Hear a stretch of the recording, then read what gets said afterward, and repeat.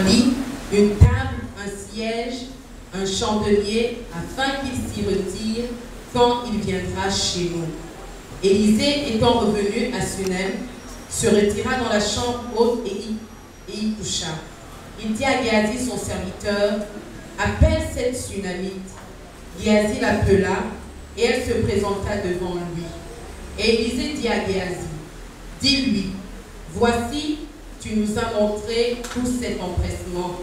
Que peut-on faire pour toi?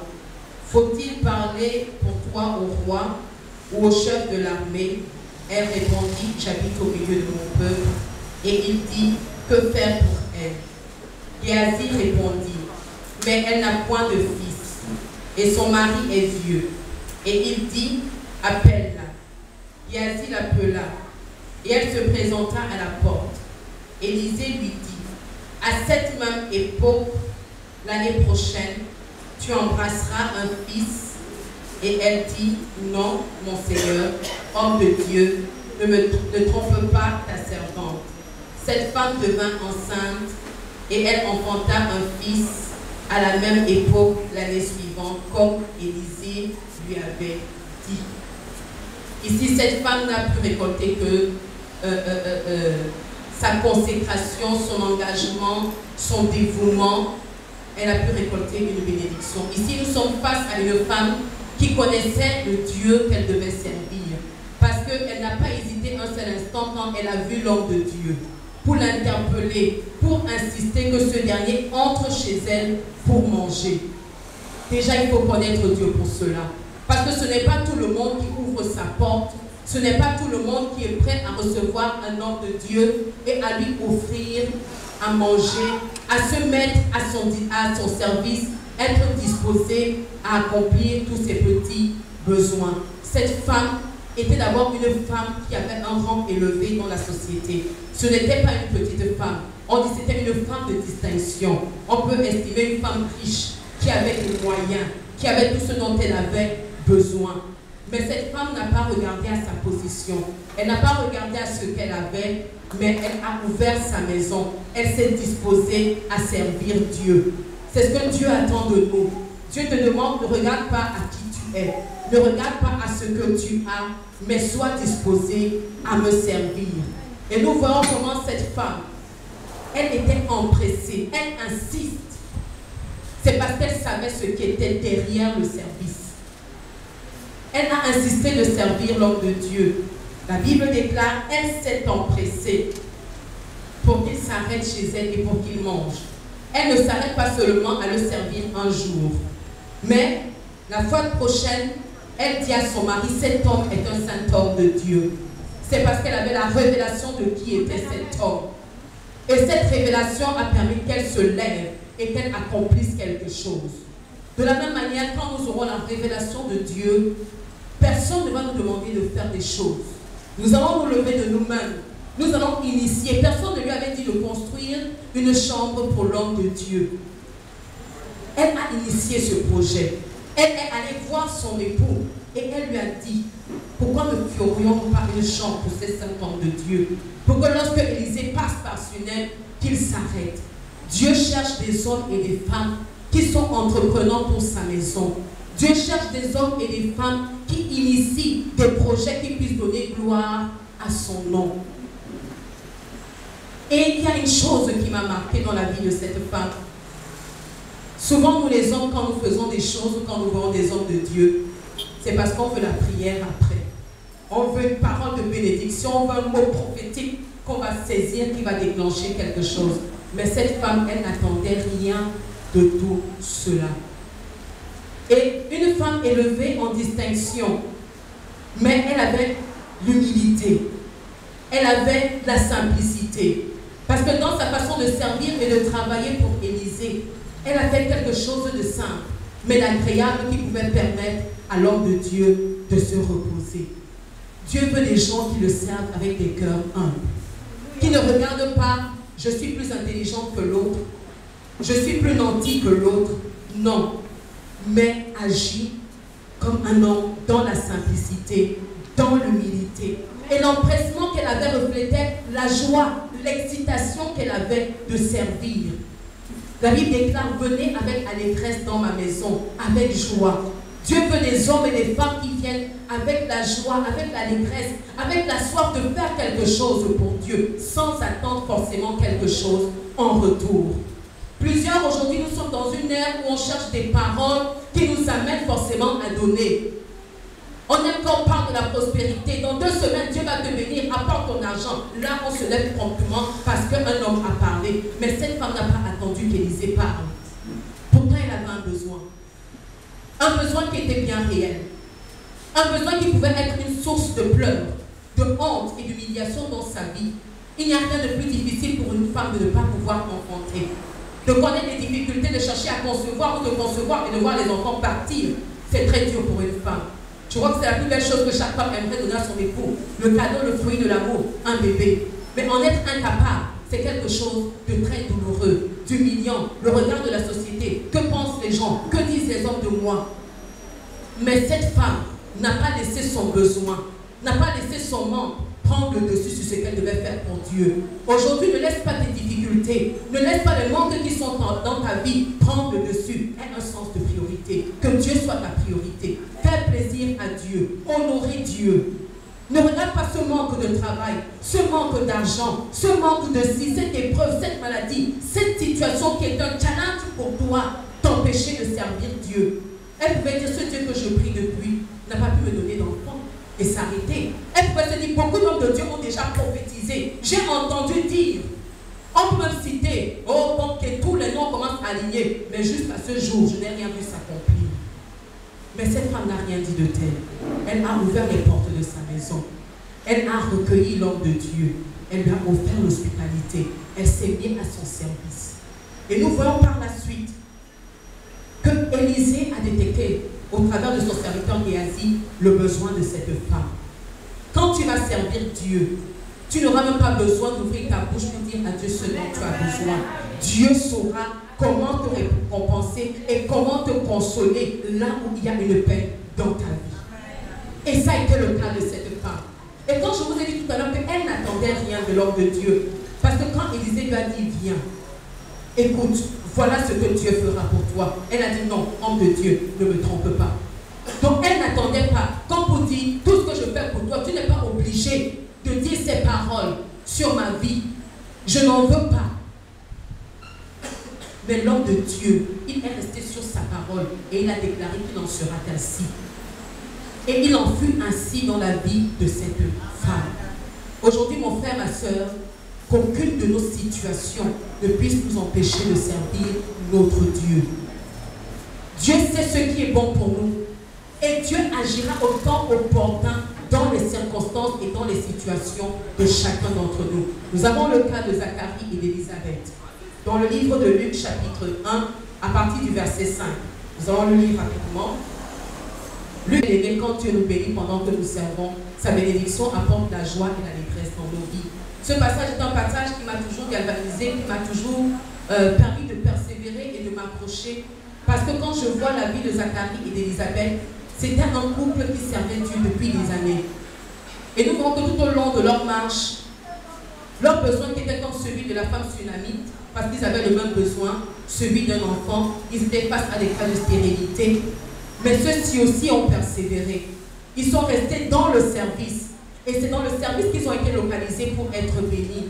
Si aujourd'hui, à cause de ta situation, tu arrêtes de venir dans la maison de Dieu, tu arrêtes de servir dans ton département, dans le domaine dans lequel Dieu t'appelle, dans lequel il t'a donné des compétences, toi-même tu fermes la porte à ta bénédiction.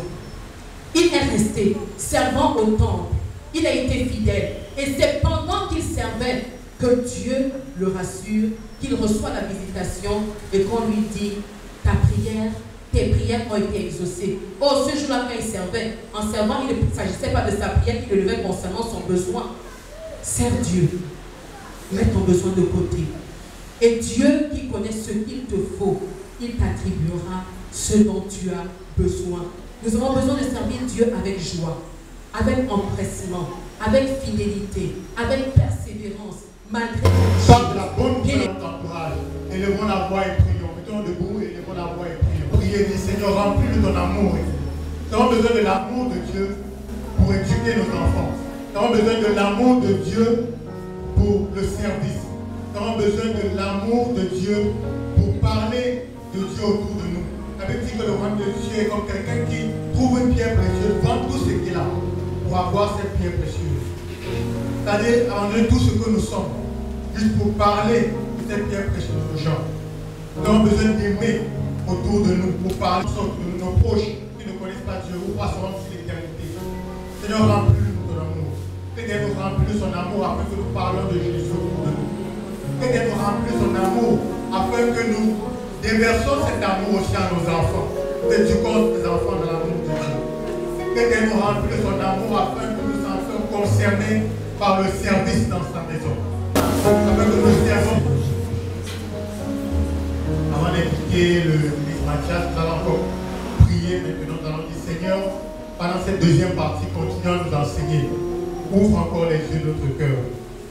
Rends-nous réceptifs à ta parole, afin que cette deuxième partie nous bénisse comme la première partie nous a bénis. Élevons la voix. Remettons aussi tout le monde qui va encore intervenir pendant cette deuxième partie entre les mains du Seigneur. Que la chair puisse diminuer, que l'Esprit de Dieu puisse grandir en nous, afin que nous puissions recevoir ce que Dieu veut nous donner au travers de nous. Élevons la voix. Ça on vient pour vous riche ou pauvre. Ce n'est pas une chose qui... C'est comme la couleur de notre peau, par exemple. À l'école primaire, on nous apprend la couleur noire est telle. Et la société nous apprend que notre peau est noire, que notre peau est blanche. Il n'y a aucun être humain sur cette planète qui a la peau blanche ou noire. Nous avons presque les mêmes différentes couleurs. Ce sont des choses que la société nous apprend et qui nous amènent à détester les uns les autres, les tribus et tout ça. Nous allons prier et nous allons dire que cela ne soit pas le cas dans notre église. Et qu'elle brise toute barrière tribale dans l'église, toute barrière sociale dans l'église. Aujourd'hui, tu peux avoir 10 millions, mais si on dévalue le cerf, ça ne va être rien. Ce n'est pas ça qui nous détermine. Ce qui nous détermine, c'est le fait que nous sommes des créatures de Dieu, créés à son image. Brisons toute barrière tribale, toute barrière sociale dans cette église. Que cela ne nous empêche pas d'aimer Dieu, d'être les enfants de Dieu. Élevons la voix. Moi, un bâtiment. Mais ici, ce n'est pas un bâtiment en ce qui concerne, c'est un groupe de personnes. Donc, comme une famille traditionnelle, comme on le voit, nous donnons de l'amour à nos familles, nous leur donnons à manger. Et ici, nous avons un groupe qui est celle de l'église locale, où nous avons des croyances, dans lequel des croyances que nos pasteurs encouragent l'église. Donc, ça, c'est une famille spirituelle. Donc, Dieu nous appelle à vivre notre foi ensemble en famille. Il nous amène à sortir de notre moi. Parce que nous avons la tendance à nous enfermer sur nous-mêmes.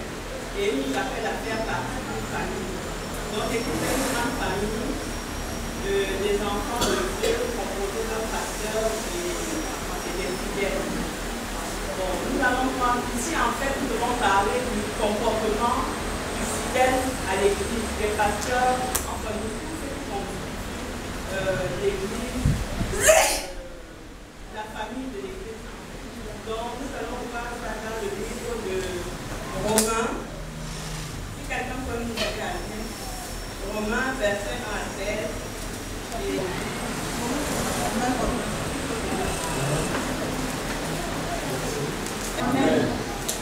donc, nous, membres de l'église, devons pouvoir compter les uns sur les autres. Donc, comme Jésus a rassemblé autour de lui, comme une petite communauté, là, nous allons faire à la vie.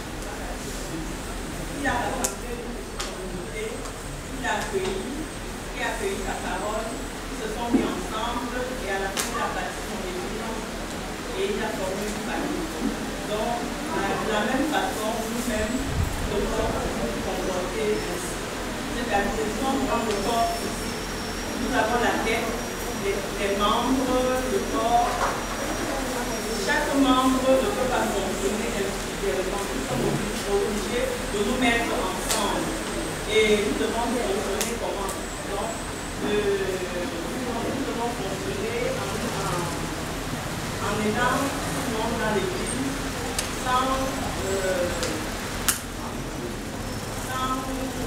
se fier à l'église, à l'âge ou à la personne.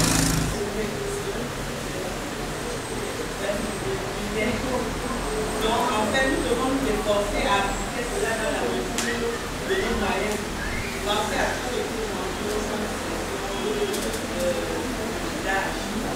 et vraiment tout cela avec l'amour, parce que la sève même de la famille, vivre en famille, c'est d'abord l'amour, sans conflit, qu'il soit accueilli, afin de pouvoir attirer d'autres personnes. Parce que quand quelqu'un vient à l'église et qu'il se sent aimé, il a envie de rester.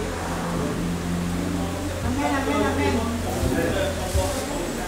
Donc, si il y a une action à faire, il ne faut pas attendre que telle ou telle personne la fasse. Celui qui est, il faut être spontané, prompt à la réaction. Donc, donner confiance à l'église, être toujours présent. Donc, ça, c'est ce que Dieu veut que nous fassions. Donc, parce que nous sommes des enfants et en nous avons en nous parlons. En fait, mon sujet est assez vaste et en même temps très basé sur le comportement des fidèles à l'église, la vie des uns et des autres. En fait, c'est ce que je voulais dire. Et en même temps, qu'est-ce que je prône? Je prie que toute l'église, notre communauté, vraiment dans la chaleur de Dieu, en tant que nous puissions agrandir notre famille spirituelle. Et dans Luc 10, 1 à 10, donc Luc 19 à 10. Frères et sœurs, nous demandons la grâce de Dieu pour former un monde de frères solides et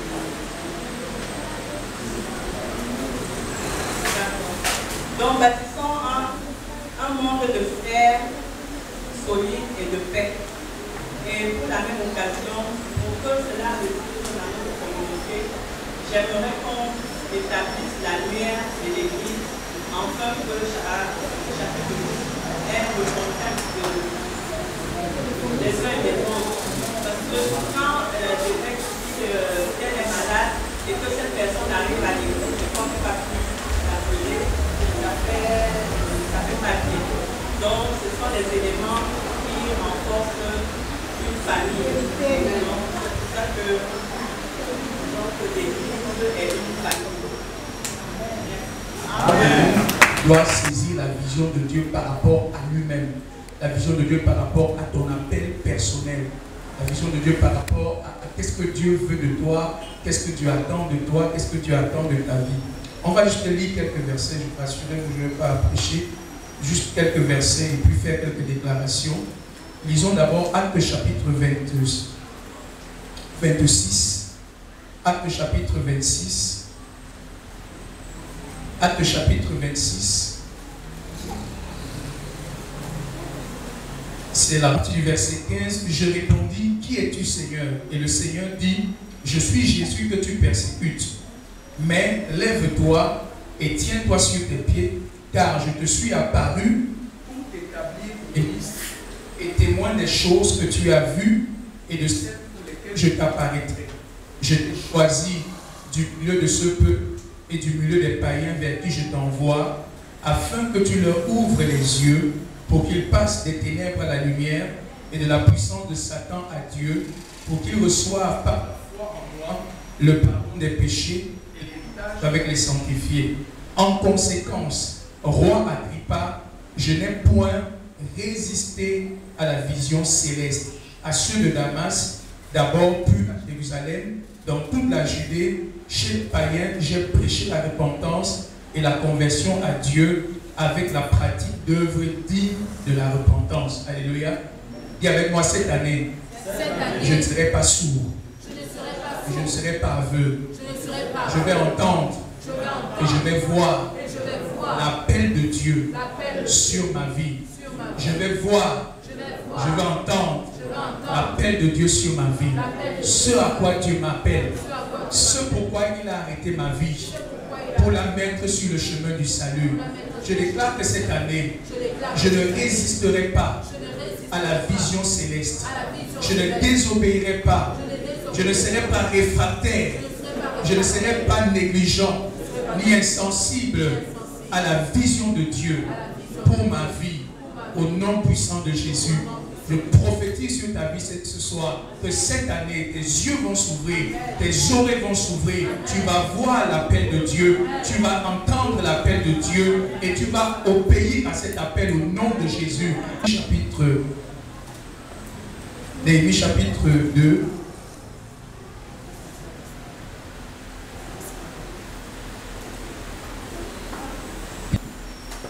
Néhémie chapitre 2, le verset 12.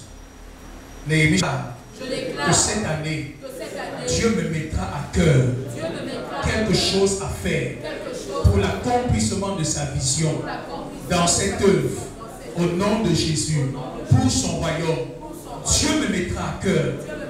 Dieu me mettra à cœur un fardeau cette année.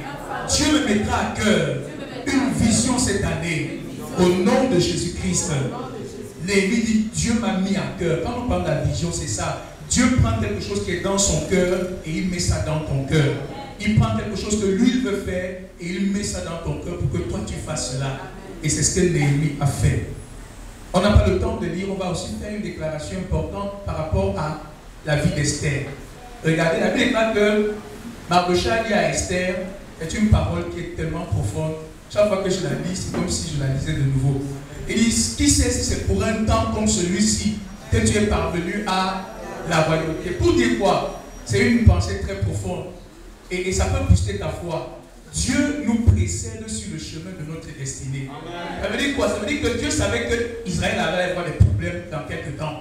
C'est pour cela qu'il prépare la solution et il envoie devant pour que Esther aille se trouver au palais royal. Il organise un concours de circonstances surnaturelles pour que Esther se trouve au palais.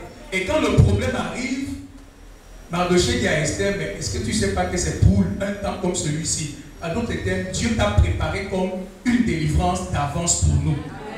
Joseph a dit la même chose à ses frères. Dieu m'a envoyé ici devant. Vous croyez que vous m'avez vendu, mais en fait, Dieu m'a envoyé devant pour que moi je vous sauve la vie.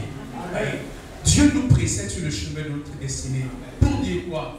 Je veux que chacun d'entre nous réalise ce soir qu'il a été, je dis bien, il a été prophétiquement planté, placé par Dieu dans cette assemblée en un temps comme celui-ci pour une mission particulière. Je vous assure, rien ne va vous rendre inébranlable dans l'église que le fait de savoir que c'est Dieu qui m'a placé là pour une mission particulière. Amen. Alléluia. Amen. Quand tu sais que Dieu t'a placé, frère, même si c'est moi-même, je ne peux pas te déboulonner de là. Si tu sais que c'est Dieu qui t'a placé prophétiquement là, chacun d'entre nous doit se voir comme étant une solution. Frère, l'église ici n'est pas pauvre. Aucune église dans le monde n'est pauvre. Parce que Dieu a déjà répondu à tous les besoins de cette église en envoyant les bonnes personnes, avec les bonnes capacités, les bonnes ressources. Nous sommes riches. On l'a vu ce soir encore, chacun venait avec une grâce, chacun parlait avec son langage, de sa façon. Et on a ça, il y en a qui ont l'argent, il y en a qui ont l'intelligence, il y en a qui ont les dons de ceci, de cela. On est suffisamment riche. Et Dieu te place ici parce que tu es une solution à un besoin, à une vision qu'il veut réaliser dans sa maison. Et je crois que l'évêque a fait ceci pour nous montrer un peu cela. Vous savez, on a vu comment chacun a parlé ici.